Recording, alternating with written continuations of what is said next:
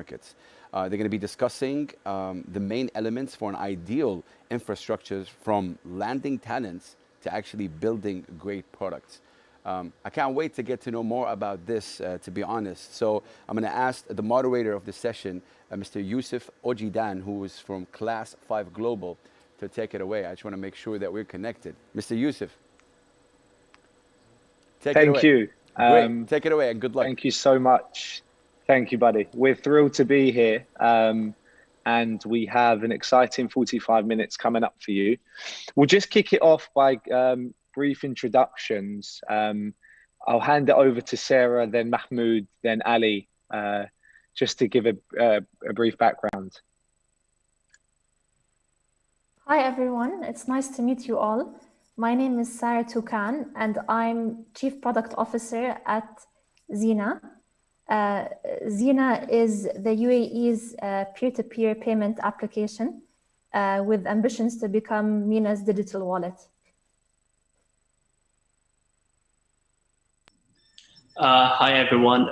My name is Mahmoud, founder of Workhunt. Workhunt is a SaaS solution to help companies launch a talent marketplace, which help them create a gig marketplace for any business function in their organization. It's a pleasure being here, and I look forward to this discussion. Hi, everyone. My name is Ali Shabdar. I'm the Regional Director of Zoho Corporation for Middle East and Africa. We are a cloud company. We build a huge collection of applications. We've been around for 25 years. We're a SaaS company basically helping businesses run their entire business on the cloud. It's my pleasure to be here. And Ali, while we'll have you, we'll just kick it off. We'll go straight into it. What were the main challenges you faced when you were building your product? Sure.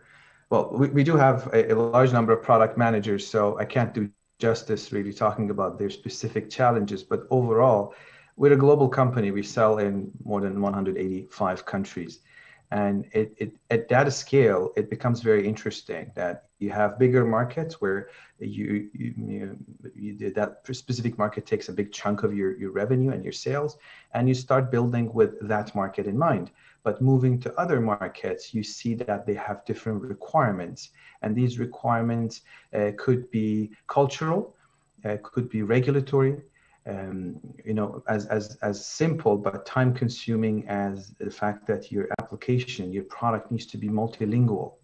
And if I use Arabic language as an example, what kind of flavor you got to use, which words are more common, more accepted. So these kind of nuances, starts playing a bigger role because it's all about user experience. From a rules perspective, of course, now with all data protection, privacy, and all of that, that plays another, poses another challenge. And since we build apps like finance apps, Sarah would know, different countries have strict regulations for finance, conversations. So you have to be compatible with them. Otherwise, your product becomes practically useless for them. Another thing is, less prevalent nowadays is the speed of broadband. We are all internet-based companies. So what is internet availability in that target market? And last but not least, it could be currency fluctuations. When you go beyond your borders, you're selling products to different countries, and a localization of your product pricing becomes very important, sometimes make or break it for you. Yeah. And from the perspective of the product, did you have any challenges with COVID? Building products. During COVID, were there any issues with your product in terms of meeting demand and so forth? How did you think about that? Yeah, there was a huge fluctuation in demand. So we have 45 applications today.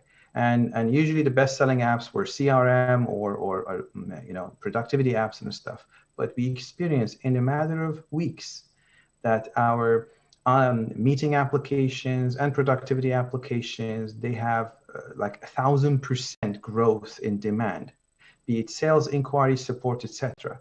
And you're facing a new generation of users who are not technically savvy necessarily. So this poses a resource problem in terms of building and also support problem, even the conversations you have with this new type of user is different. Which it was actually a very rewarding experience. We managed to handle it quite well, and it taught us a lot of good lessons. Yeah. Thank you, and I'll kick it to Sarah. What were the main challenges you faced as you built Xena? So Ali briefly touched on this in his answer, but for us as an organization, we are big fans of the lean methodology about getting a product out the door, getting learnings, testing our assumptions. We don't want to be tinkering behind the scenes for extended periods of time. With fintech specifically, it's a highly regulated space, and rightly so, because you're dealing with people's money, you're dealing with their livelihoods. It's not something to take lightly. So we had to be very creative about finding a way to get a product out the door that could give us the learnings that we need, while at the same time fully complying with regulation. And that's what we did at Xena. We released a baseline MVP, enough of a product that allowed us to collect learnings, to understand and connect with users, while taking on no risk whatsoever and not putting people's finances at risk and being fully regulated. So that required a bit of creativity. Amazing. And how did you, if you don't mind me asking, how did you think about customer research as you was launching your product? Was it hard to gather insights? So we like to gather customer research through a few different channels. So first is constant user interviews.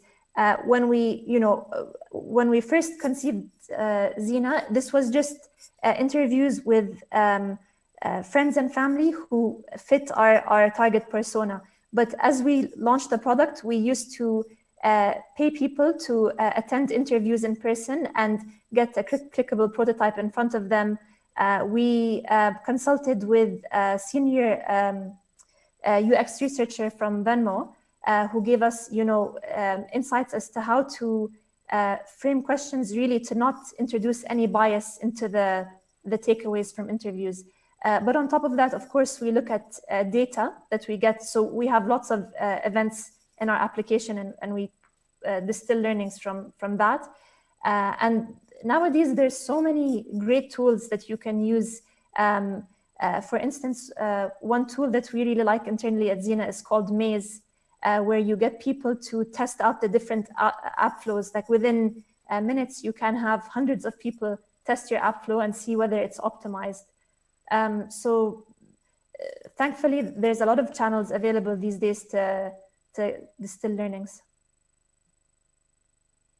Amazing. And Mahmoud, last but not least, the biggest challenges you faced? I just want to follow up with what Sarah and Ali said regarding having this lean methodology when it comes to launching a new product. I totally agree with it. And in some extent, that's what we've done. When launching a product, it's like, it is in somehow solving a problem. And when you're trying to solve a problem for a client, you need to create a holistic view of different assumptions and hypotheses.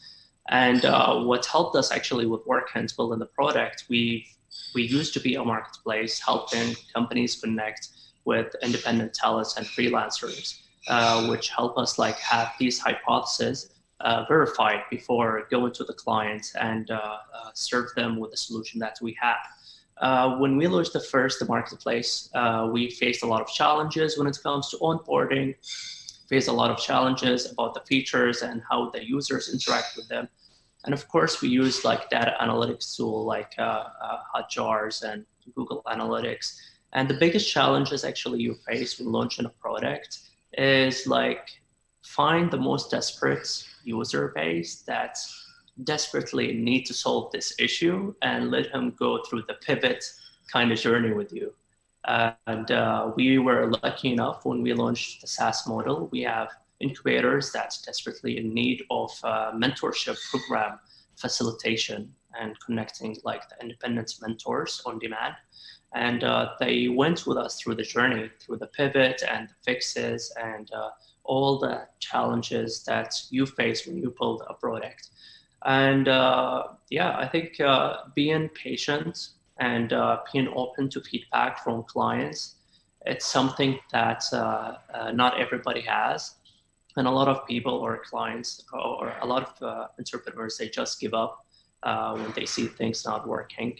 We were very patient when it comes to feedback and taking it with an open arm to help us realize the problem we're solving to build a product that's truly offer a real value that clients willing to pay for.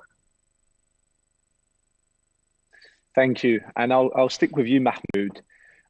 What were the main differences you saw between the markets you worked in? And if possible, particular focus on the Kingdom of Saudi Arabia and the UAE?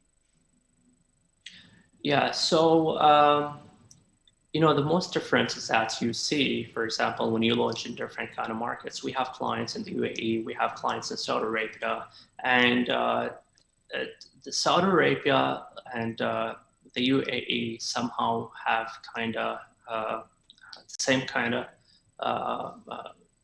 passion when it comes to technology and trying to evolve a lot of sectors into adapting new technology and automating a lot of sectors. But the first things that you notice in Saudi Arabia, markets are combined of a lot of family businesses that sometimes not have even the basic digitization process in their structure, which when we approach these type of clients, we approach them differently than a company with already established digitizing process. So kind of, for example, when we launch our solution or work with some clients, for example, in some regions, depends on how capable the client is in terms of adapting new technologies, then we provide our approach to implement the solution to them. We've noticed, of course, in certain sectors, I wouldn't like, in certain sectors, you'll see adoption to technology is slower than other sectors. And you'll find some companies like more adaptive to change more than any other companies. And because of that structure, we have to tailor our messaging based on which clients we're targeting and which clients we're trying to convince to buy into our model and our product.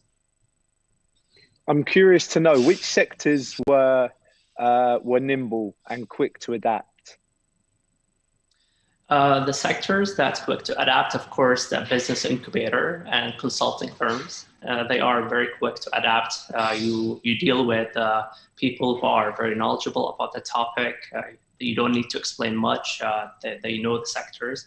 To be honest, like there's the healthcare and oil and gas sectors, it's a bit like slower to adapt to any different changes that's happening, and especially technically. I think one reason, for example, in the healthcare, it's highly regulated, and it has to be complied with HIPAA compliance and different regulations, and even the internal staff is not like strategist, or they are highly medical focused, which makes it really hard to convince them into that pivot very quickly. So, for example, to convince like consulting firm, it takes you like 2 meetings. To convince a hospital, it takes you 3 months. So it's a very difference. Ali, I'll kick it over to you. Anything to add on that one? I'll echo on what Mahmoud said, and probably add the fact that this market is a very relationship-based market, be it between you and your client or prospect, and or between the clients. Between us and the client, it is mostly about building that trust. So when we sell in the US, one email or probably one video call at best will do the trick. But here you got to go, you got to visit, you got to fly from Dubai to Riyadh, sit, have coffee, and engage into a conversation to be able to really convey your message. Which is, we come from the Middle East, we appreciate this, but of course, that impacts your global marketing strategy or sales strategy and all of that. Another thing is the region itself is very eager to digitally transform. In some cases, we are even early adopters in some areas. However, we still do some of our businesses in the way our forefathers used to do. Same as what Mahmoud said, very traditional way and not digitally savvy. Last but not least is price sensitivity. We love to negotiate. We've been negotiating for the past 5,000 years as people. So, no matter what kind of offer you offer, there's also that part, which is again rewarding and interesting. But of course, within the region, Asia as a whole, probably price sensitivity plays a role in the boardroom when the client is making a decision. Thank you. Sarah, anything to add? Yeah, I'll echo a lot of what both Mahmoud and Ali said. So I've lived in both the US and the UK, and speaking from this fintech space specifically and from Xena's perspective, users in the UK and US are a lot more comfortable with being transactional about their payments. In the Middle East, there's still this kind of, let's say, taboo around payments and asking somebody to pay you back, or if you ask them, the frequency with which you can remind them. People in the US and UK are a lot more comfortable about it, and there's this social element woven into social element woven into payments, and that's what we've tried to bake into our product, recognizing this difference between other markets and the Middle East. Excellent, thank you. I'll shift the conversation a bit. I want to dive into talent, and Sarah, I'll start with you. Full disclosure, I have quite a lot of insight into your team and the talent you have. So the first question I have is, how did you think about hiring talent for this region? What are your thoughts on the district? And I can talk about it. It's good to be aware that the way you recruit for talent changes depending on what phase you're in. Whether it's you've just launched your company and you're marching towards product market fit, or you found it and you're scaling up, or you're a big company, a Google or a Facebook. And from our perspective, and we need every single team member to be super agile, to take whatever's thrown at them. Our needs change on a bi-weekly basis, and this is a framework used by other companies, and we really like it at Xena. When we're recruiting, we look for people who satisfy 3 criteria. They have to be of high integrity, high intelligence, and high energy, and we don't compromise on that criteria at all. And we look for, I think, a big part. This feeds into managing people. You can only take management so far. You really just have to recruit very high quality candidates. I would say specifically with how it relates to product, in the very early stages, like with Xena, we look for people who are excellent at time management and project management, great communicators, and for lack of a better word, hustlers. Basically, you can rely on them to get the job done. And we've been really lucky in this respect with our team. And is your team at the moment, is it distributed? Is everyone in one location? What are the challenges you found with that? And what do you foresee going forward? So our team is over 50% is based in Dubai, working from the same office. And the rest of the team is spread remotely, especially the engineering team. do like the idea of having team members in the same cities. So a lot of my teammates are based in Dubai. I'm based in Riyadh. The next geography we will pursue, and I'll build out the team here. For engineering, for the time being, we're relying on remote teammates, but our idea is to have a satellite campus. And we're open to being distributed and working remotely in circumstances like a global pandemic, but we do also see value in being in the same time zone and even in the same space. Thank you. Mahmoud, I'll hand it over to you next. Any thoughts?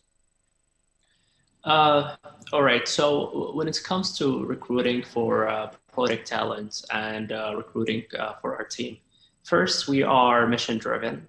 Our goal is to help companies like go distributed all the way, up to 50% to even 100% of their team to be distributed. So all our team working remotely. All our employees are working remotely. They have an option to come to the office. We have a cultural meeting where we share our values and we share how we're going to help other companies use our software to be more distributed, actually.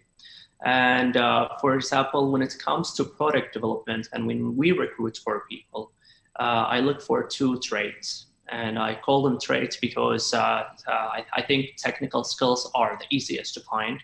The hardest things to find is critical reasoning when you have a perception on a problem or a challenge. And the second thing is obsession with conventional wisdom.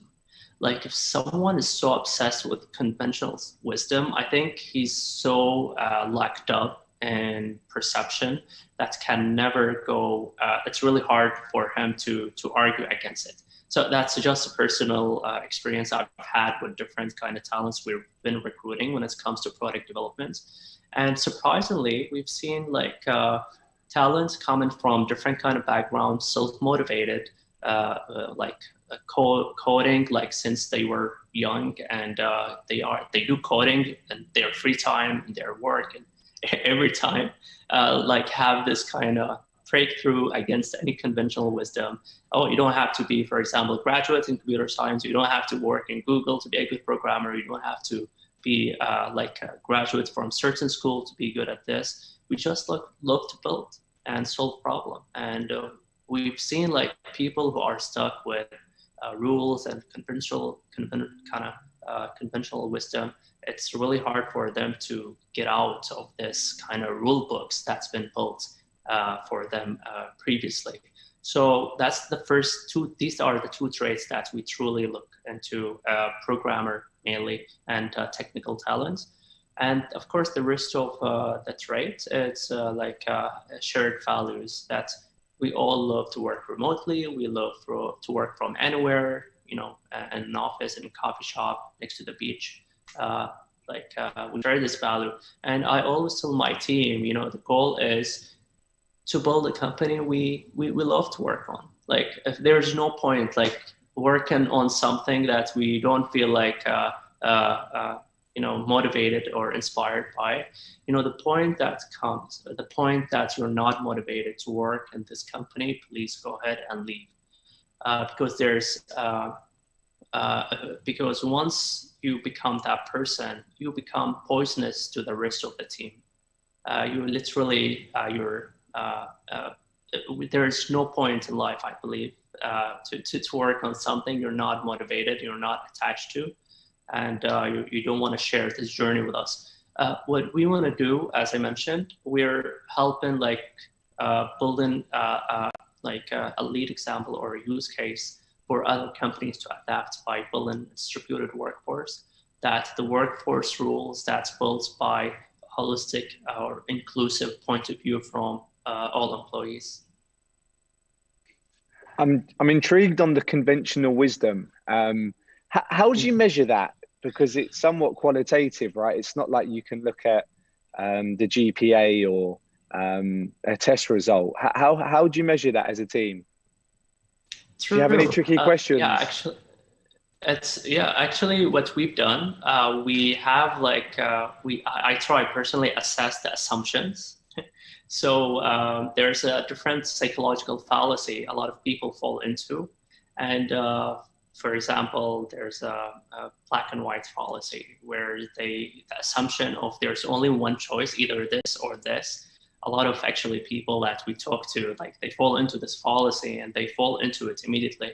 And once we've seen like many of psychological fallacy and psychological assumption as being built immediately, like we know there's this guy, he's very locked up in a conventional wisdom type of format that he believes because he previously worked in this company and they do it this way. And that's he leads them to literally formulate everything, you know, in a format and a formula, which makes it very hard for us to work with him because he would never like break this out. Excellent. Ali, any thoughts? Well, it's hard to add to what was beautifully said by Sarah and Mahmoud. But yeah, for me, the alarming sentence is we've always done it this way. This is how it's done. When someone says that, you know, it's like, uh-oh, that is like a red flag. We've always done it this way, or this is how it's done, without team play and stuff. So I tell you a short story. This is actually my own experience when I had a startup probably 10 years ago. And we started the company, we founded and the founders were highly educated people, all of us highly motivated. We bought into the vision, we started building, and it's easy to teach people programming compared to, you know, you can send someone to a 3-month course and let them become masters in Python or something else. I learned Ruby on Rails while we were doing the project. It took me like 1.5 months. It was a daring move, but I really wanted to learn it. So I learned Ruby on Rails while we were in the middle of building the product. But it is almost impossible to teach someone emotional intelligence, team play, collaboration, you know, that integrity that Sarah mentioned. It's going to take years. So when we're hiring someone, we really need to focus on those areas. So long story short, we had the product, we pivoted once. 1 year later, when we started having members, paying members, we had people problem between co-founders, and we had to just part ways.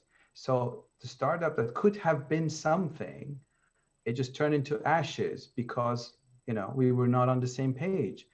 So, you know, personal, you know, traits which did not really click between the team. So having that team that has high integrity and is a team player and is a go-getter, I see it even with our large organization. Recently, one of our biggest government initiatives was brought in by someone who has nothing to do on paper, on his job description, one of my dear colleagues, with marketing or sale, you know, marketing, sorry. So, but he was a go-getter. You know, when you're switched on in the middle of a tea, evening at 8 p.m. talking to friends, you always think about your company. You always think about what can I do to improve, to push forward what we are doing, because you believe in that mission. And then one conversation turns into a meeting, turns into an agreement, and now thousands of people are benefiting from that. That kind of behavior you need to see in people. How do we manage people like that? Just to wrap up, is to let them be, you know, let them explore, flatten the organization as much as you can. We can all have fancy titles, but work with each other. And it doesn't matter if you're a startup of 5 people or a company of 50,000 people, invest in HR. And I'm not talking about one floor of HR at admins, the culture of HR, to cultivate, to nurture the team that are, I would dare say, it's 70% of your entire asset. If one of your key people leaves, I think we all felt the pain at some point. So you need to keep those people as well. Yeah. Ali, just to play devil's advocate with you, do you not think in some instances it's unrealistic to have everything, right? So, you know, if you were to recruit a brilliant engineer and you thought that he was somewhat lacking on the EQ side, or he wasn't as sociable and interactive as you would like, would you make that hire? because I think we've all seen it in many cases where you have someone who's absolutely brilliant, perhaps on the spectrum, but they're lacking in other areas. Like, did you believe in that specialization, the division of labor, or are you looking for someone that's whole? It is a great point you're mentioning. And I would say, as employers or founders, nowadays we have the luxury of choice. We're not stuck with one brilliant engineer.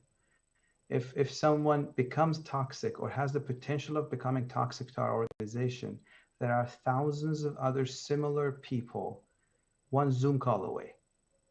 And that culture is available, the technology is available. Because if I'm going to end up isolating my brilliant engineer in a bunker so he doesn't, spread toxicity across the organization, I'd rather hire someone remotely, So, but there is no black and white answer to this. It is really, probably a big challenge to answer this question. I can only cover probably one angle, but yeah, please. Can I share a story? Ali reminded me that I just was discussing with one of my teammates today. Please. It relates very heavily to this, but in his previous company, which is a huge tech company, they have a series of interviews, and the last one is a cultural fit interview. And they had this brilliant candidate, a brilliant designer.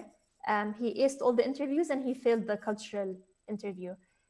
So the department recruiting him went to see if an exception could be made if they could bring this designer on board, and they did. And it turned out to be a huge mistake.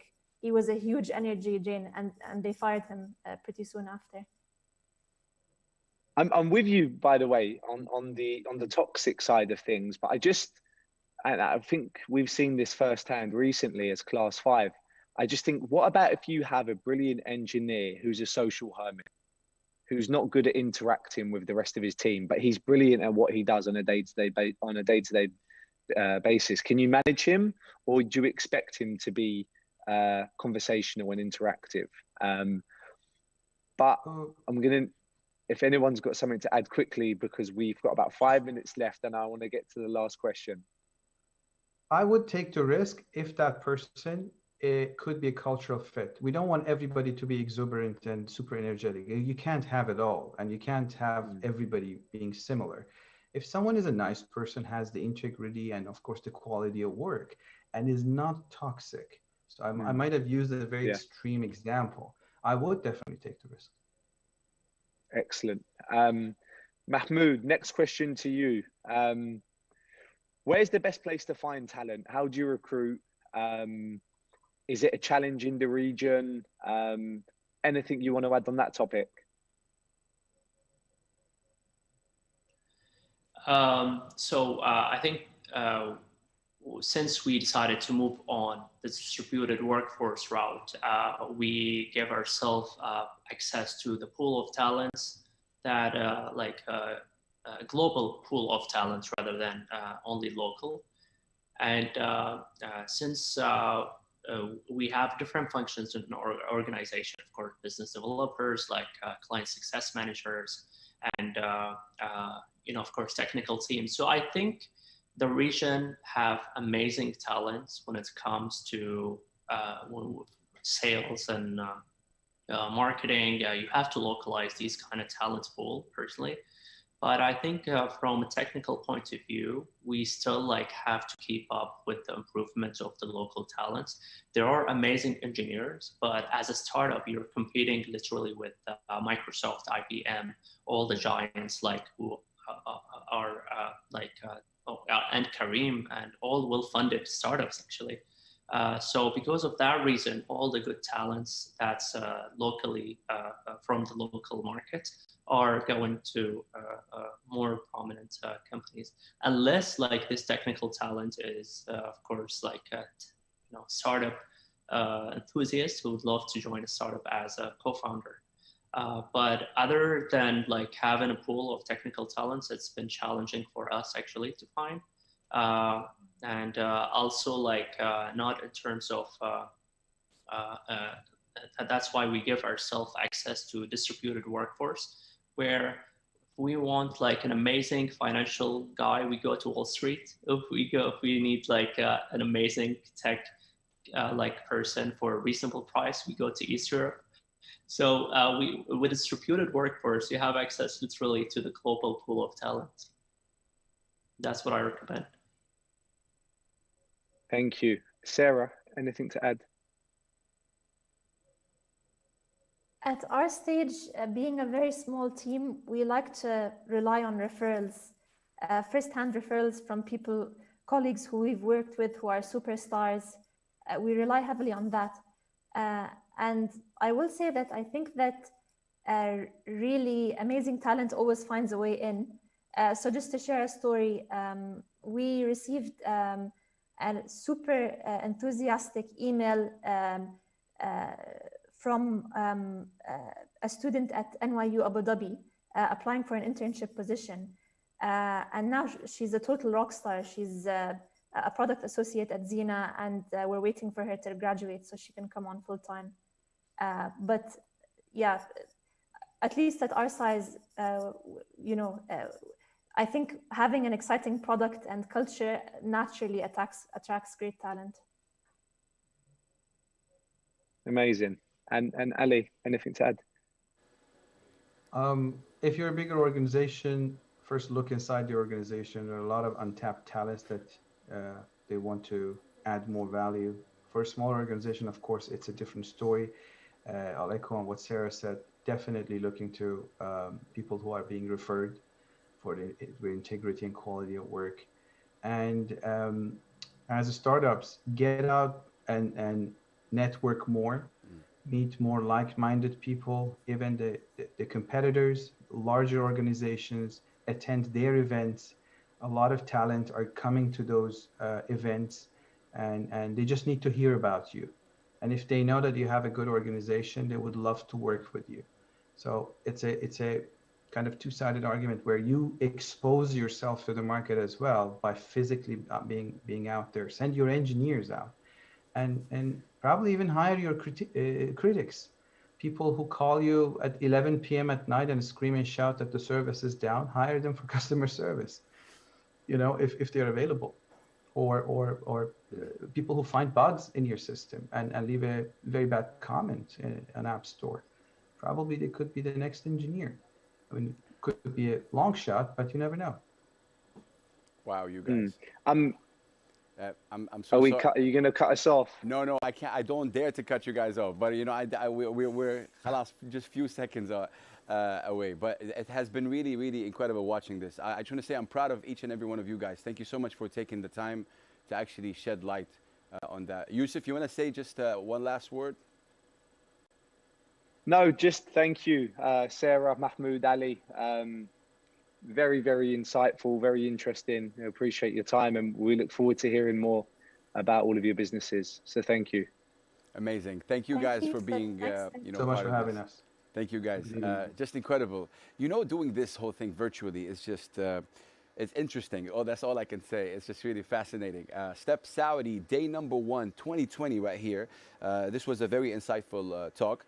We're going to take a very short break, and then what will happen is that I'm going to connect with my sister from Saudi Arabia, Ghadir, who's going to be, I'm going to actually ask her about what she thought, about the talk that happened with Her Royal Highness Princess Rima and how she feels about that. And then I'm going to have a one-on-one talk with Sohaib Gudus, who is a writer, who is a producer, who is an actor. He's done with his brother, of course, Shams al-Ma'arif, which is an incredible film that you should watch on Netflix right now. But yeah, let's take a short break and then we'll be right back. Step Saudi, day 1.